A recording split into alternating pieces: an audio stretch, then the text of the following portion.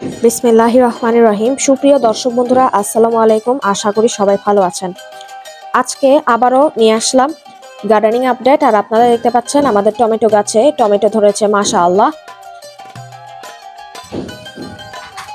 প্রচুর শীত পড়ছে, কিন্তু তবুও আপনাদের কথা চিন্তা করে ক্যামেরা নিয়ে হাজির হলাম। ঠিক আছে, আশা করি আজকের এই ভিডিওটা ফার্স্ট টু লাস্ট দেখবেন। এত বড় করার চেষ্টা করব না, যদিও বড় হয় সমস্যা নেই, আপনারা মজা পাবেন। আর এটা হচ্ছে বেগুন গাছ। ভালো করে আপনাদেরকে একটু দেখিয়ে নিই। আর এইগুলো হচ্ছে মরিচ গাছ, আর পাশে রয়েছে একটা মেহেন্দি গাছ।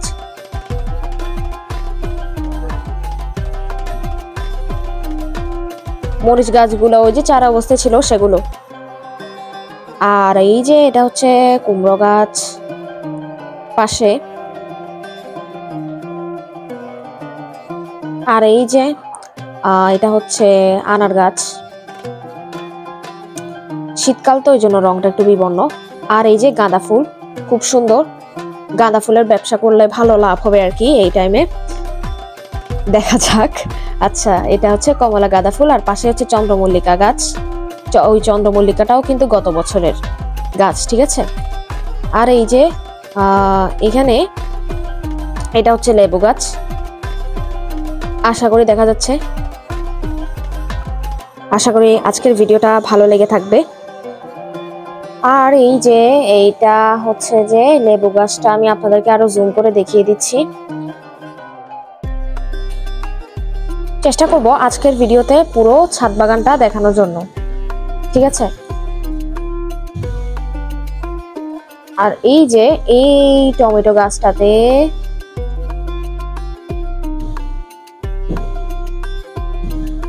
প্রচুর পরিমাণে কিন্তু টমেটো ধরে রয়েছে।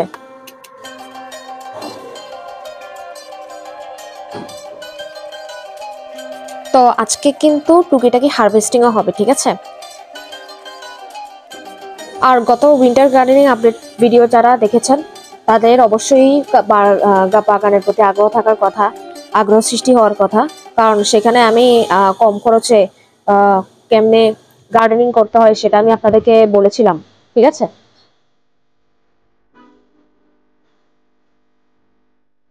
এই যে দেখুন কতগুলো টমেটো ধরে রয়েছে, মাশাআল্লাহ। আপনারাও শুরু করুন। টমেটো চাষ কিন্তু অতটা কঠিন না কিন্তু, ঠিক আছে। আর অত মাটিও লাগে না। আসলে কোনো কাজ করতেই মাটি তেমন লাগে না, কিন্তু অনেকে আবার অবশ্য বলে বিনা খরচে বা বিনা মাটিতে গাছ লাগানো, এটা কিন্তু আসলে সম্ভব না কখনোই, ঠিক আছে। এই যে এখানে এত টমেটো ধরেছে, টমেটো ভেঙে পড়ে যাচ্ছে, মাশাআল্লাহ।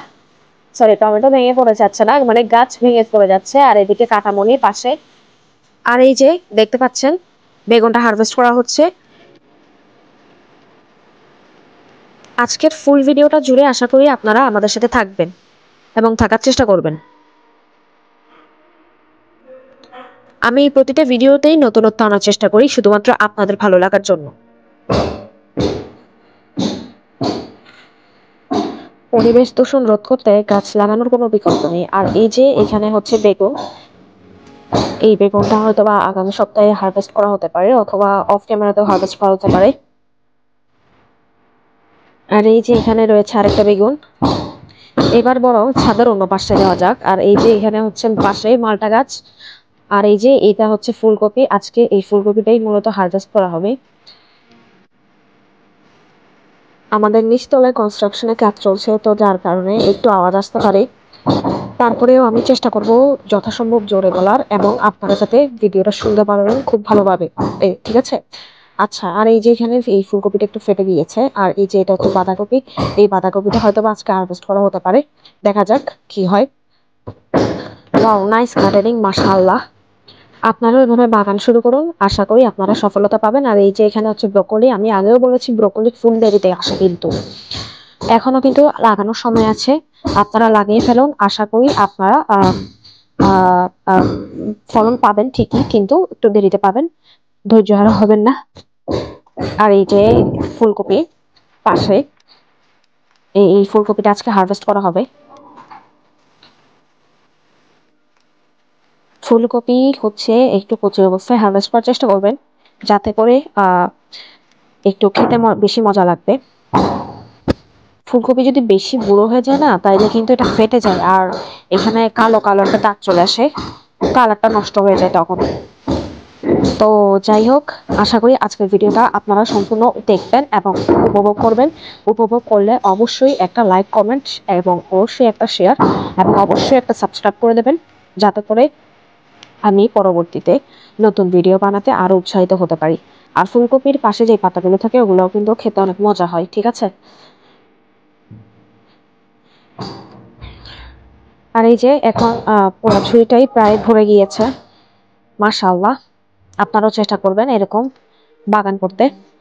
আর এই যে এখানে আরেকটা ফুলকপি, মাশাআল্লাহ, এটা এখনো ফাটেনি।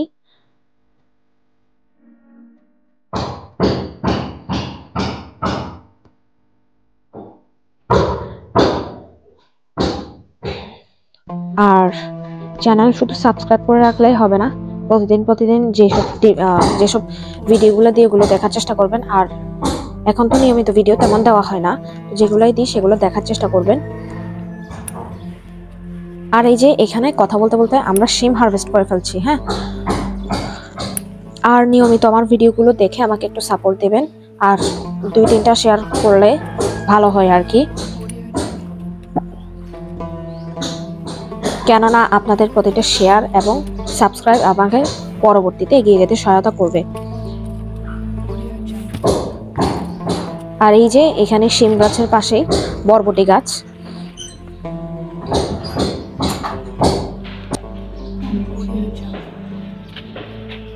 শিম কিন্তু প্রতিদিনই ধরে, প্রতিদিনই হারভেস্ট করা হয় এবং আরো ফুল এসেছে, মানে প্রতিদিনই ধরে, ঠিক আছে। এবং প্রতিদিনই আমরা হারভেস্ট করি অফ ক্যামেরায় আর কি। অন ক্যামেরায় সবসময় হারভেস্ট করলে দেখানো হয় না আর কি। অন ক্যামেরায় যেগুলো হারভেস্ট করি এগুলো তো আপনারা দেখেন, তার পাশাপাশি অফ ক্যামেরায় আমরা অনেক কিছু হারভেস্ট করে ফেলি। এই যে এগুলো হচ্ছে লম্বা লম্বা বরবটিগুলো। বরবটির অনেকগুলো জাত আছে, খাটো বরবটি, লম্বা বরবটি, এগুলো আপনারা বীজ কেনার সময় দেখে নেবেন।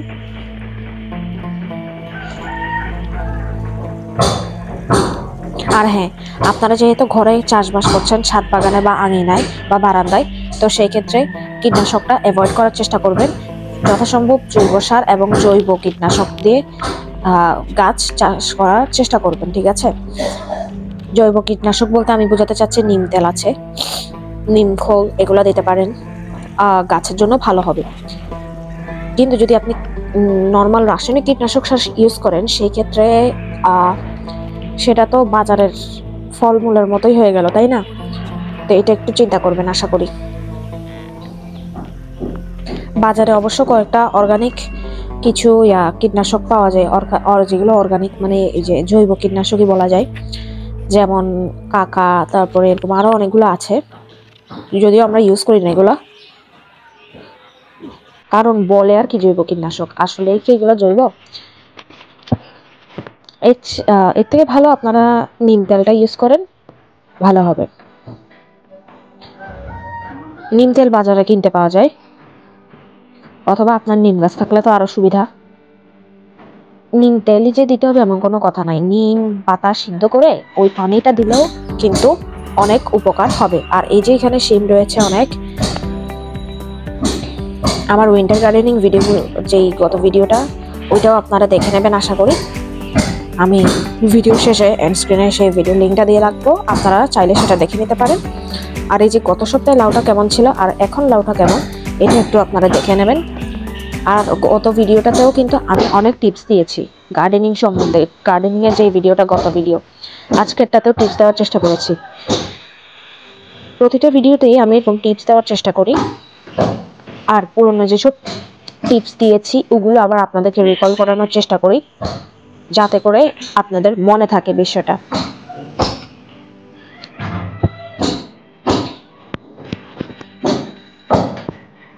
আর এই যে এগুলো হচ্ছে চাইনিজ গাঁদা, দেখতে খুবই সুন্দর, মাশাআল্লাহ, দেখেন একদম গাঁদার মতো রং, কিন্তু পাপড়িগুলো হচ্ছে লাল কালারের।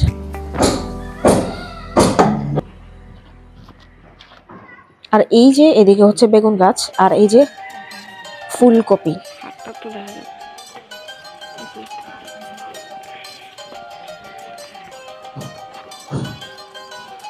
এই ফুলকপিটা হারভেস্ট করা হলো। এটা আরো একটা ফুলকপি আর কি হারভেস্ট করা হলো।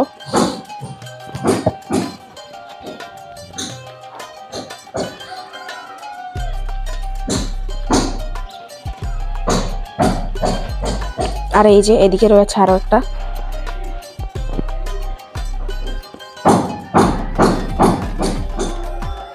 এই যে বাঁধাকপিগুলো আর কয়েকদিনের মধ্যেই এগুলো হারভেস্টের যোগ্য হবে। আজকের ভিডিওটা অত বড় করার চেষ্টা করিনি আপনাদের সুবিধার জন্য। গার্ডেনিং এর ভিডিও কিন্তু এর থেকেও বড় হয়, ঠিক আছে, কিন্তু আমি সংক্ষেপে টিপসগুলো দেওয়ার আপনাদেরকে চেষ্টা করি আর দেখিয়ে দিই আসলে টিপসগুলো কতটুকু কার্যকর। যেই টিপসগুলো কাজে আসে মূলত ওগুলোই আমি আপনাদেরকে দিই। কখনোই আমি আপনাদেরকে নিজে পরীক্ষা না করে অন্য কিছু করতে দিব না, কারণ এখানে অনেকেই আছে যারা বাগান নতুন করছেন বা বাগান সম্বন্ধে তেমন আইডিয়া নাই। কিন্তু আমরা কিন্তু নতুন বাগান করছি না, আমি সেই ছোটবেলা থেকে আমার আম্মু কিন্তু বাগান করে, ঠিক আছে। মাঝখান দিয়ে 2-3 বছর অবশ্য বন্ধ ছিল বিভিন্ন কারণে, মহামারীর কারণে। তখন আমরা আতঙ্কিত ছিলাম বলে বাগান বন্ধ ছিল। তারপরে যখন মহামারী আস্তে আস্তে কেটে গিয়েছে তখন আবার বাগান শুরু হয়েছে। আর এই যে এই লাউটা মনে হয় আজকে হারভেস্ট করা হবে সম্ভবত। হারভেস্ট করলে তো আপনারা তো দেখবেনই, আপনাদেরকে দেখাবো ইনশাআল্লাহ। আর এই ধরনের নিত্য নতুন ভিডিও সব পেতে আমার চ্যানেলটা সাবস্ক্রাইব করে রাখবেন আশা করি। আর গত সারপ্রাইজিং ভিডিও যারা দেখেন না এখন দেখে নিতে পারেন। উইন্টার সারপ্রাইজিং ব্লগ পার্ট 3, ছুটির দিনে অবসরে 2 বোনের সিঙ্গারা বানানো, সেটা আপনারা দেখে নেবেন।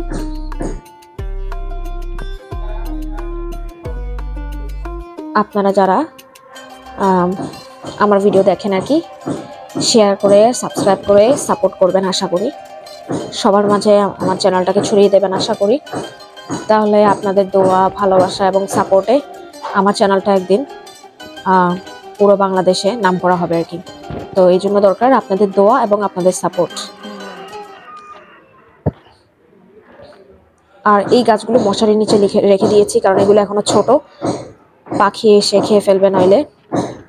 এগুলো আপনারা করবেন যদি ছাদে গাছ লাগান আর কি, আঙিনাতে লাগালেও একই করবেন। আর এই যে অ্যালোভেরা গাছ আর এই যে এই গাঁদা গাছগুলো, এগুলো নতুন কেনা হয়েছে কিছুদিন আগে। আপনাদেরকে দেখালাম গত সপ্তাহে, একটা গাছে ফুল আসেনি, ওটাতেও ফুল এসেছে।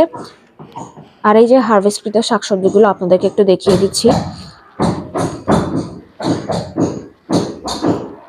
এখন দেখেন প্রতি সপ্তাহে কিন্তু আমরা হারভেস্ট করছি। আমরা কিন্তু মাটি তেমন খরচ করি না, আমি আপনাদেরকে আগেও বলেছি কিভাবে কি করছি। তো আচ্ছা, আমার ভিডিওর প্রায় শেষের দিকেই আমি চলে এসেছি। তো আশা করি আপনারা আমার ভিডিওগুলো দেখবেন, সাপোর্ট করবেন। সবাইকে আল্লাহ হাফেজ, আসসালামু আলাইকুম, হ্যাপি গার্ডেনিং।